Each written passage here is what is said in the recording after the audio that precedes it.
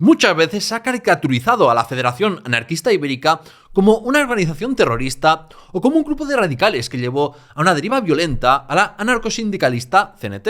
Sin embargo, traigo a un historiador que desmonta varios mitos en su libro Historia de la FAI.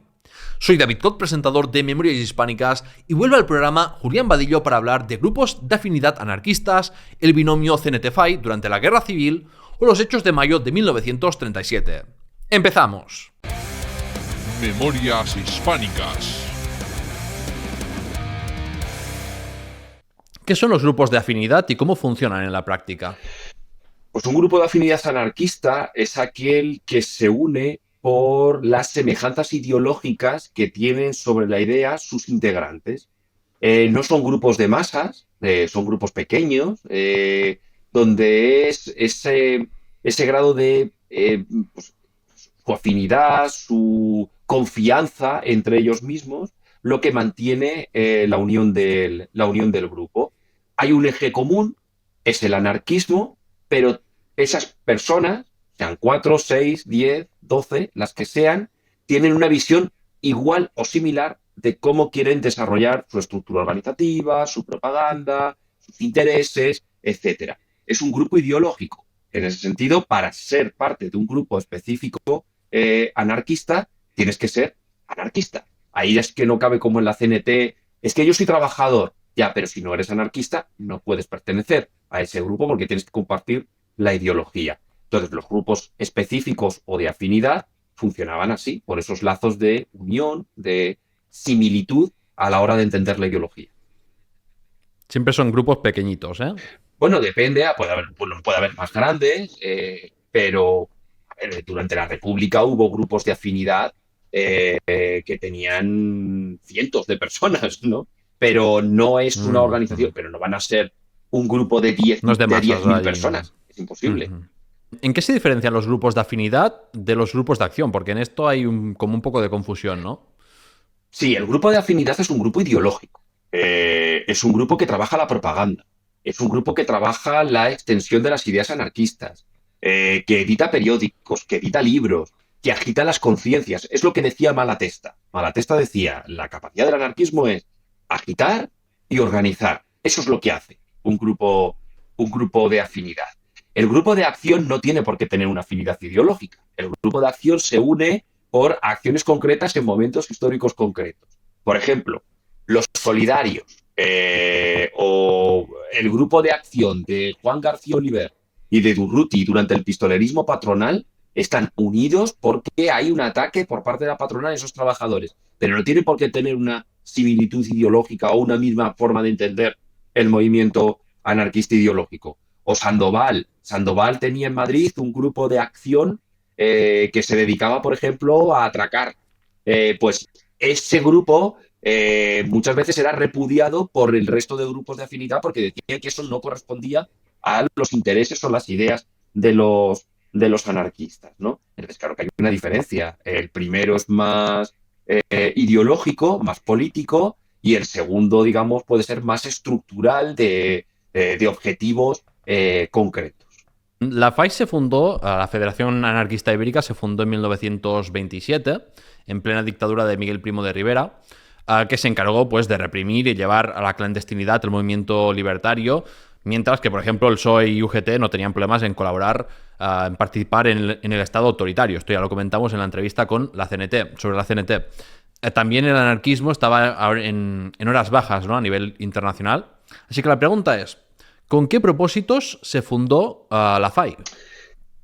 Pues verás, la Federación Anarquista Ibérica cuando nació con un propósito que no era nuevo. Una de las cuestiones que Fanelli introdujo en España sin querer es la dualidad organizativa del movimiento libertario. El movimiento libertario a lo largo de toda su historia ha tenido dos tipos de organizaciones, una sindical de masas y una específica anarquista. Cuando Fanelli llegó a España vino con dos estatutos. El estatuto de la Asociación Internacional de los Trabajadores, que sería el modelo sindical societario, que dará lugar a la Federación Regional Española, y luego trajo también los estatutos de la Alianza de la Democracia Socialista, que era la organización específica que tenía Bakunin para la extensión de sus ideas. Pues en España, aunque Bakunin no quería y Fanelli no se enteró, se constituyeron los dos organismos, la Federación Regional Española y la Alianza de la Democracia Socialista. Una se guiaba por las cuestiones laborales y organizativas del mundo societario, y la otra era estrictamente ideológica. La alianza sirvió para que en los momentos de clandestinidad o persecución del movimiento obrero, la lucha o los lazos de unión entre los distintos o antiguos integrantes de ese movimiento obrero no se perdiesen. Es decir, al tener una afinidad ideológica, mantenían en la clandestinidad viva esas relaciones laborales, y eso es lo que posibilitaba que cuando las leyes volvían otra vez a ser favorables a la legalización de las sociedades obreras, surgieran con tanta fuerza y con tanta influencia. Es decir, porque los lazos de sociabilidad seguían vivos a través de estos grupos específicos o estos grupos ideológicos. La alianza acabó desapareciendo, pero, por ejemplo, a finales del siglo XIX existió otro organismo que fue la Organización Anarquista de la Región Española, la OARE, que tiene más o menos la misma dinámica o la misma actuación. Durante la década de los 10 existió la Federación Nacional Anarquista, o la Federación de Grupos Anarquistas a nivel nacional. La FAI es, digamos, la confluencia de toda esa dinámica, de toda esa historia y de todos esos grupos que andaban dispersos para que estuvieran dentro de una misma federación. En este caso, compartiendo territorio con Portugal. De hecho, la FAI, cuando nace, en un principio el Congreso se iba a celebrar en Portugal, no se iba a celebrar en España. El problema que tiene Portugal es que en 1926 tiene un golpe de Estado, el golpe de Estado de Carmona, impone la dictadura, entonces no pueden celebrar ahí. Y lo van a hacer de forma clandestina en Valencia. Por cierto, dijeron que había una paella, pero yo hablé con algunos de los fundadores de la FAI y dicen que ellos la paella no la vieron. Dice, si la hicieron, alguien se la comió. Dice, pero a nosotros no nos llegó. Ojo, una cosa importante, aparte de la broma de la paella. La FAI aglutina los grupos específicos, pero no todos los grupos específicos se afilian a la FAI. O sea, hay grupos específicos que entienden que la FAI no les representa o no quieren estar ahí y siguen su dinámica exterior. O sea, no era necesario estar en la Federación Anarquista Ibérica para tener un grupo específico. Ahora, es verdad que esos lazos, que los sellan a través de un pacto federativo y un pacto de mínimos, posibilitaron una mejor organización, y esos grupos específicos, después de la caída de la monarquía, pues proliferaron y la FAI se convirtió en una organización importante durante la... ¿Cómo funcionaba la FAI en la práctica? O sea, ¿los grupos que pertenecían a ella actuaban mucho por libre con poca coordinación o no era así? No era así, estaban coordinados. Lo único que, la FAI tenía un comité peninsular, uno de esos grupos asumía la función de comité peninsular. Ese comité peninsular, digamos, era una entidad de correspondencia. A través de él pasaba toda la correspondencia de los grupos y luego la distribuían. Lo importante o lo interesante de la FAI es que se guiaba por el consenso. Si se iba a hacer una actuación como Federación Anarquista Ibérica, es decir, a nivel general, pues todos los grupos tenían que tener un consenso de que eso se tuviera que hacer así, o bien lo que se llama una abstención amistosa. Pero si había grupos que no estaban de acuerdo con realizar, yo qué sé, oye, ¿no? Queremos hacer un periódico que sea de toda la Federación Anarquista Ibérica, esto me lo estoy inventando, y están todos de acuerdo, pues sale el periódico. Tierra de Libertad será su órgano de expresión. Pero si no todos los grupos están de acuerdo, pues bueno, los que estén de acuerdo lo pueden hacer, pero los que no tienen por qué comprometerse. Es decir, no hay una responsabilidad colectiva en ese sentido. Entonces, claro, los grupos anarquistas actuaban muchas veces de forma individual. Ellos, cada uno, en su entorno, sacaban adelante los acuerdos que entendían que eran los más acertados. Lo único que se pedía era estar bajo lo que se llamaba un pacto federativo. Un pacto federativo es, digamos, como un acuerdo de mínimos. Todos nos sentimos identificados con estas ideas, es decir, no vamos a estar en partidos políticos, no vamos a aceptar cargos políticos de nada, etcétera. Todo eso se tiene que aceptar, y si eso estás de acuerdo, pues puedes pertenecer como grupo a la FAI.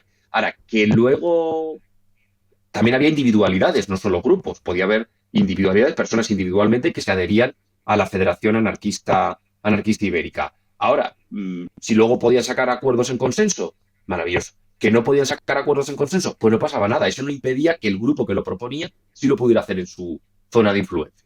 Y eso de que entraba prácticamente quien quisiera en la FAI, sin ningún requisito, es falso, ¿eh? No, eso es falso. A ver, es que la FAI a partir del año 37, o sea, la FAI se funda en el año 1927 y es una unión de grupos anarquistas. Lo que pasa es que en julio de 1937 se refunda la FAI y se estructura a partir de agrupaciones locales. La FAI pasa a ser más o menos como un partido político. Entonces, al ser un Ujú. partido político ya cambia un poco la dinámica de unión a partir del año 37. Ya no es la afinidad, sino solo y exclusivamente si yo me considero anarquista y entonces tomo un carnet, como si me afilio al PSOE o me afilio al PC, ¿de acuerdo? Esa FAI de la guerra duró hasta el año 39. Una vez que en el 39 acabó la guerra, la FAI volvió a ser otra vez la agrupación de grupos anarquistas. En el exilio la FAI estaba dentro de un magma que se llamaba el Movimiento Libertario Español, que estaba junto con la CNT y con las Juventudes Libertarias. Pero hay 2 años en los que la FAI es prácticamente un partido político. Ahí es donde la gente decía, ahí que se puede afiliar cualquiera, pero no era cierto. ¿Cuándo se unieron a la FAI, si es que lo hicieron, personajes como Buenaventura Durruti, Francisco Ascaso o Juan García Oliver? Porque en este tema pues veo un poco de confusión.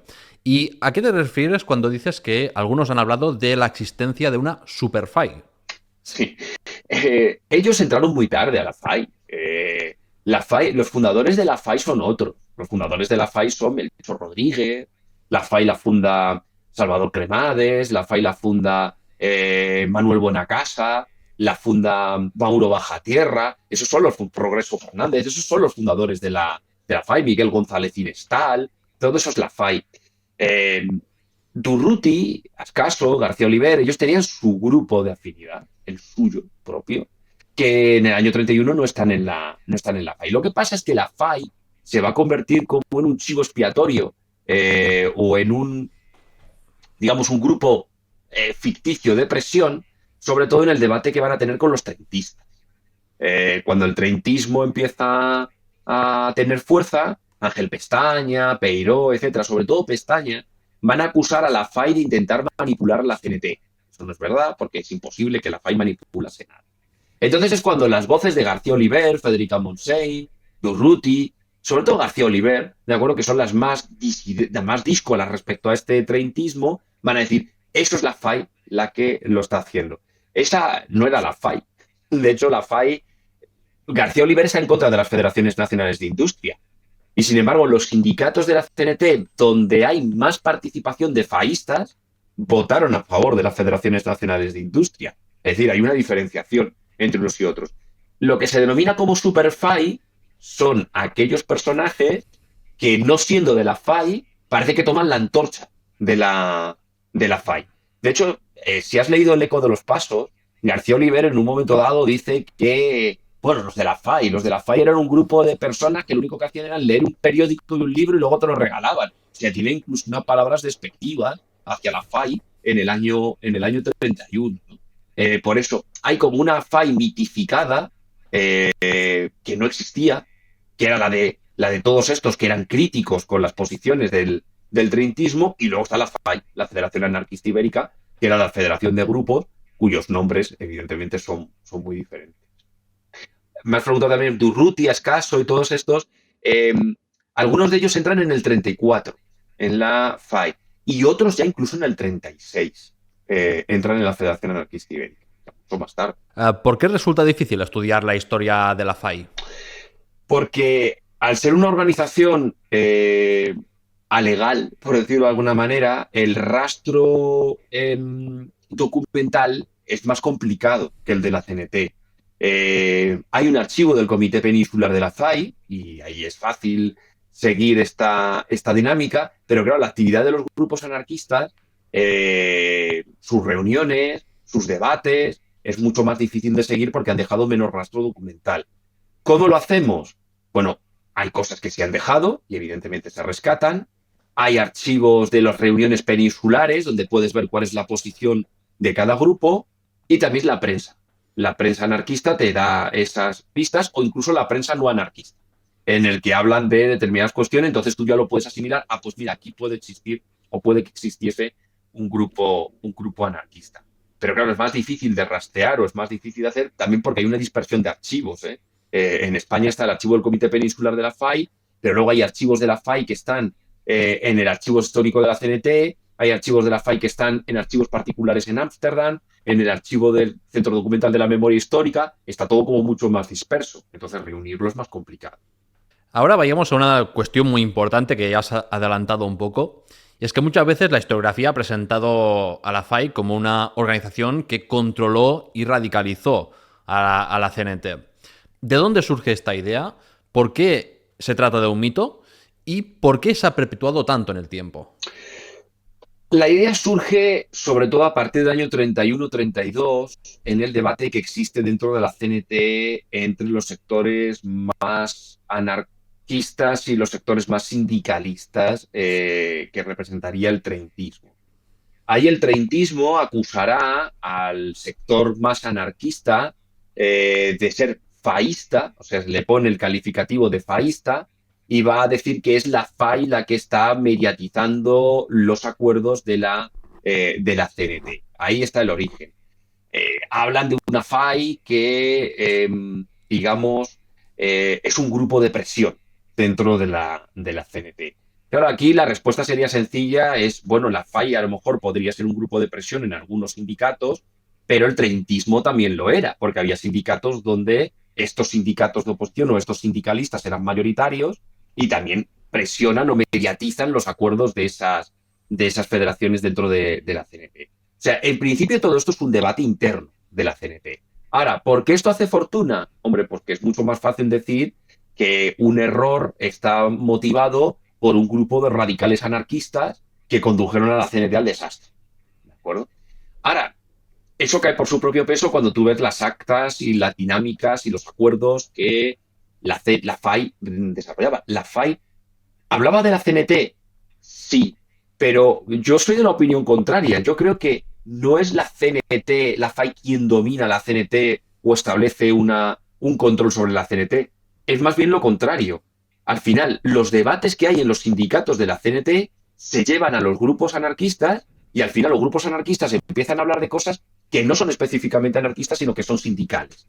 ¿De acuerdo? Y llega incluso el enfrentamiento en la FAI. Ya estás hablando ahora de antes de la guerra. De antes de la guerra, sí. Todo esto es de antes de la guerra. Por ejemplo, durante la República, la FAI estuvo dividida también. Lo mismo que hubo la CNT y los sindicatos de oposición, la FAI también se partió, porque hay grupos anarquistas de la FAI que son partidarios de una política aliancista, es decir, pactar, sobre todo con los socialistas, para promover una alianza revolucionaria, y va a haber grupos de la FAI que son antialiancistas, no están de acuerdo de pactar con los socialistas, con lo cual la FAI también tiene una división en los años republicanos. Es desde luego algo interesado. Yo siempre digo una cosa, es imposible que la FAI tenga una dictadura, como decían, la dictadura de la FAI sobre la CNT, por varias razones. La primera, porque la FAI no debate eso. O sea, el objetivo de la FAI no era controlar en ningún caso la CNT, sino promulgar la propaganda anarquista. Y lo segundo, sería absurdo que una organización que aglutinaba más de 500.000 de trabajadores se viera dominada por 8.000 personas. Porque en el mejor de los casos, la FAI alcanzó, en vísperas del golpe de Estado, tendría aproximadamente unos 12.000 miembros dentro de la Federación Anarquista Ibérica. Resulta, o sea, es insostenible que casi 1 millón en la CNT, 12.000 sean capaces de doblar el brazo de toda la organización, ¿no? Entonces, bueno, ahí hay un interés historiográfico en decir que la FAI tiene una dictadura. ¿Cómo se transformó la relación entre la CNT y la FAI durante la Guerra Civil?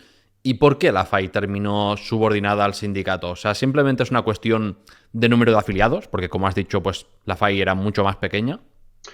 En parte sí. Bueno, a ver, durante la República había algunos grupos de cohesión entre las dos organizaciones.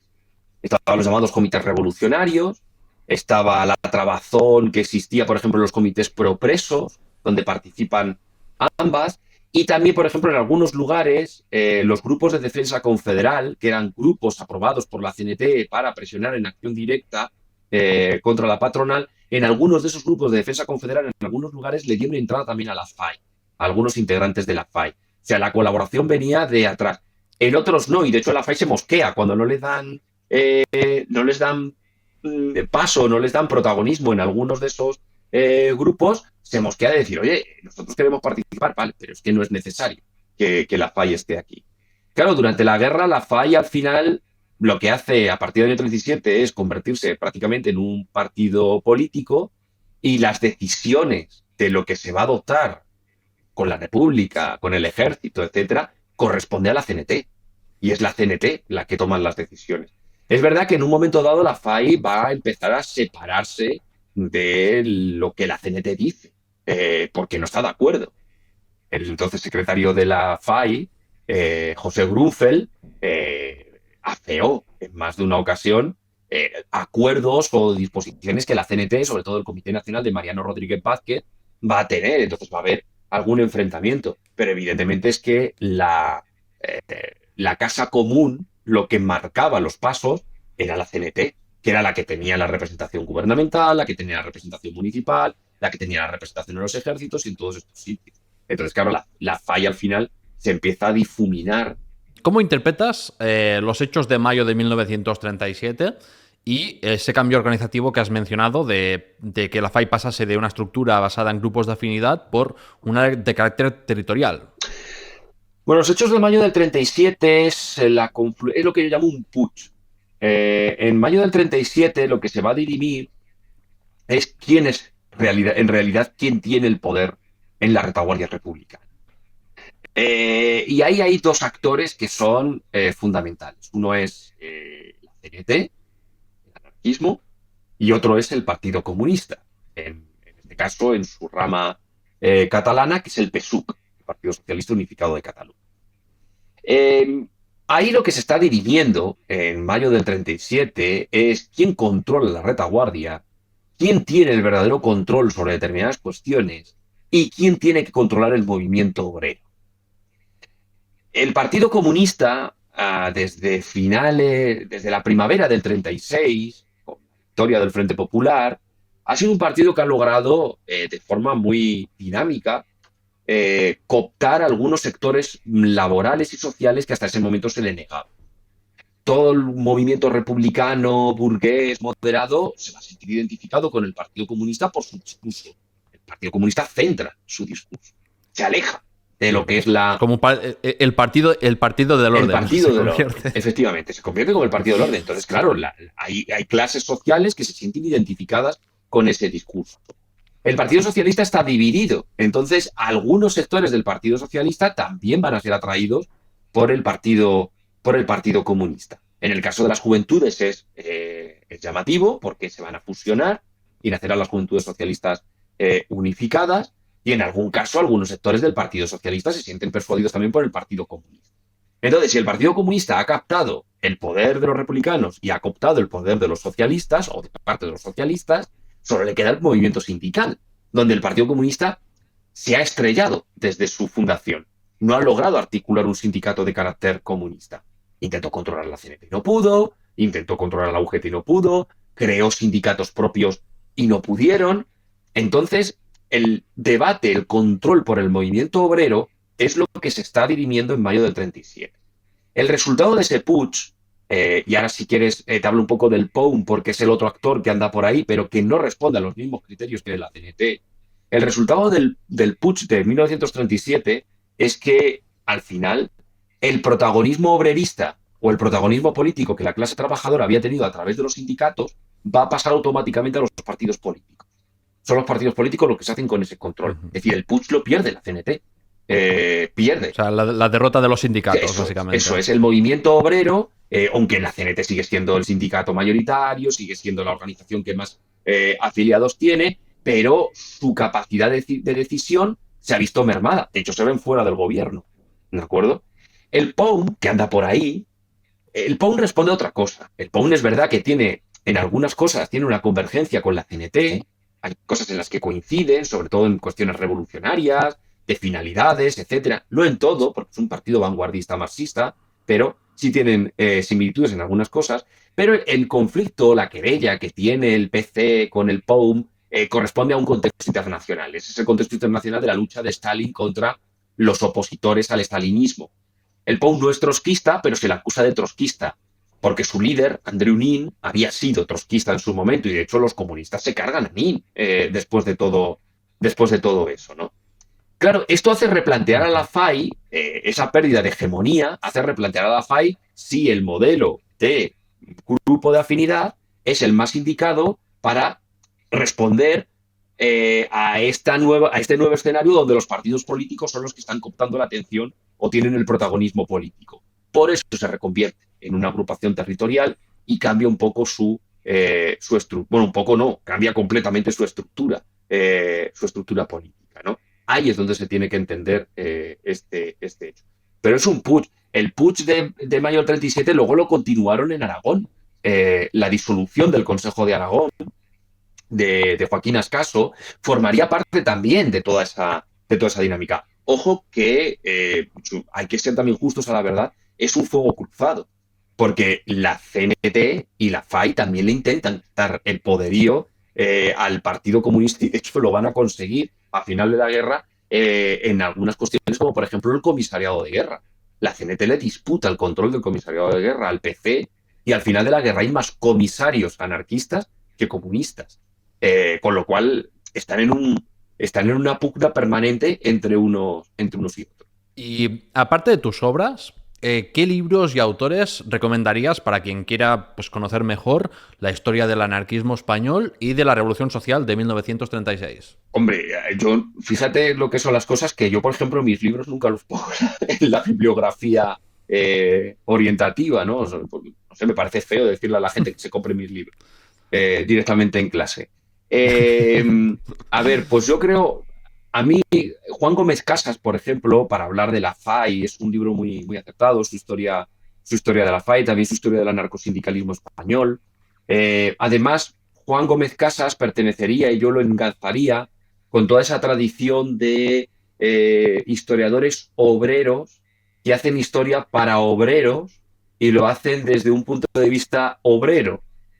Anselmo Lorenzo, Manuel Bonacasa y Juan Gómez Casas sería ese ejemplo. Esto, digamos, como podemos decir historia militante. Bueno, pues sí, historia militante, pero historia militante muy bien trabajada. Yo recomiendo mucho los trabajos de Chris Elham. Chris Elham es un gran historiador, ha trabajado muy bien en anarquismo en Cataluña. Creo que su obra, La lucha por Barcelona, es un libro muy acertado y la biografía que le hizo a José Peirat también da muchas claves de lo que es el anarquismo. Recomiendo mucho también a Juan Pablo Calero Delso. Yo creo que es uno de los historiadores más brillantes del anarquismo. Su libro El gobierno de la anarquía nos da mucha idea de la razón de la colaboración del anarquismo con los gobiernos de la República. Me gustan mucho también los libros de Dolors Marín, los recomendaría también, me parece una buena historiadora y que trabaja muy bien algunas cuestiones como la mujer, etcétera, o esos grupos específicos que también. Y luego ya nos iríamos a lo mejor a historiografía como más general, donde ya a lo mejor debatiríamos más cosas de interpretación, pues sobre Julián Casanova, Ángel Herrerín, es decir, gente que ha trabajado el anarquismo, que a lo mejor yo coincido con ellos en muchas cuestiones, en otras no tanto, y eso forma parte también del concepto historiográfico, ¿no? De la historiográfica. Me gusta también mucho José Luis Gutiérrez Molina, un historiador sobre todo para el anarquismo andaluz. Alejandro Díez Torre, que hizo un libro maravilloso y magnífico sobre el Consejo de Aragón y el anarquismo aragonés. José Luis Ledesma ha trabajado muy bien la cuestión de la violencia anarquista. También Fernando Jiménez Herrera para el caso de Madrid, donde también toca, no es específico del anarquismo, pero sí toca cuestiones de los anarquistas que son bastante interesantes. Bueno, en fin, hay por ahí un montón de autores que yo creo que son relevantes y son fundamentales. A los que no te cito, se me pueden haber olvidado, evidentemente alguno en esta lista, pero hay algunos que yo ya no los tendría en cuenta porque sus visiones sobre el anarquismo están completamente superadas. Entonces, bueno, los puedes citar en los trabajos de investigación porque evidentemente existen y hay algunos datos que puedan tener importancia, pero ya hay algunos autores que no, sus aportaciones ya son son nimias o han sido superados por todos estos que citábamos. Muy bien, muy bien. Pues así ya la gente tiene lecturas pendientes ahora mismo. Eso es. Muchas gracias. Si quieres aprender más sobre la FAI u otros aspectos de la historia del anarquismo español, puedes comprar los libros de Julián Vadillo siguiendo los enlaces de afiliados de la descripción. Cuéntame en los comentarios si quieres que vuelva para hablar de la rebelión cantonal, y puedes sugerirme otros autores para traer al programa. Si te ha gustado, puedes ayudarme dándole a me gusta, suscribiéndote para no perderte nuevo contenido o con donaciones y membresías de pago en YouTube o Patreon. Muchas gracias por llegar hasta aquí y ¡hasta pronto!